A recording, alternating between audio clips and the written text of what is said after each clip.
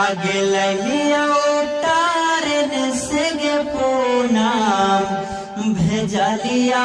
पालन से गे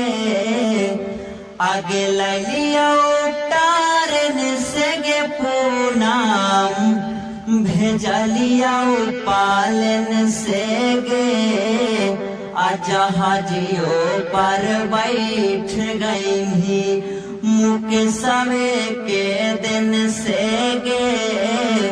आजा हाजियो पर बैठ गई ही मुके सवे के दिन से गे जहाजियो पर बैठ आगे लिया उतारन से गे पूनम भेजा लिया पालन से गे आगे लिया उतारन से गे पूनम भेजा लिया पालन से गे आजा हाजियो पर बैठ गई ही मुके सवे के दिन से गे